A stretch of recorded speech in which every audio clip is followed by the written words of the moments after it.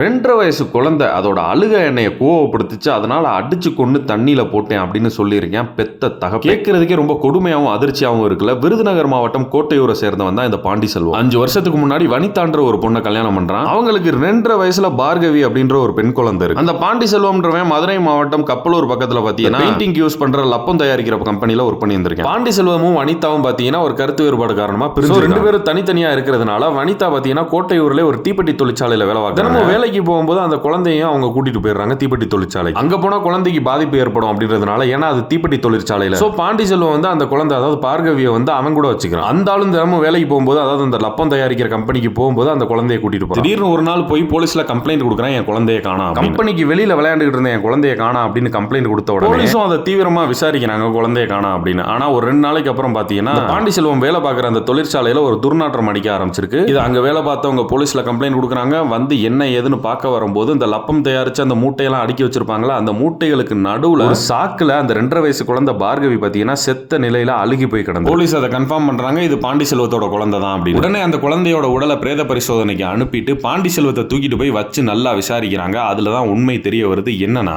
Already சொன்னோம்ல, இந்த பாண்டிசெல்வத்துக்கும் வனிதாவுக்கும் already கருத்து வேறுபாடு இருக்கு, அதனால பிரச்சனை போயிட்டு இருக்கு. இந்த மாதிரி அந்த சம்பவம் நடந்த அன்னைக்கு வேலை பார்த்துக்கிட்டு இருக்கும்போது பாண்டிசெல்வத்துக்கு கால் வந்திருக்கு. அந்த போன்லயே பாத்தீங்கன்னா புருஷன் முன்னாடியும் சண்டை போட்டுக்கிட்டு இருந்திருக்காங்க. பக்கத்துல இருந்த பார்கவி, அந்த 2.5 வயசு குழந்தை அழுது. அந்த குழந்தை அழுது இவனுக்கு எரிச்சல் ஆயிருச்சான். அதனால பாத்தீங்கன்னா அந்த குழந்தையை அடிச்சு தண்ணிக்குள்ள தூக்கி போட்டுருக்கு. அது இறந்து போனது தெரிஞ்சதும் என்ன பண்றதுன்னு தெரியாம அதை ஒரு சாக்குள்ள வச்சு இந்த மாதிரி மறைச்சு வச்சுட்டு போலீஸ்ல போயிட்டு காணாம போச்சுன்னு கம்ப்ளைண்ட் பண்ணிருக்கேன். அதாவது மனுஷனோட குணம் எவ்வளவுதான் மிருகத்தனமா இருந்தாலும் பெத்த பிள்ளையவே கொல்ற அளவுக்கு அவ்வளவு என்னடா உங்களுக்கு எல்லாம் வெறி வருது.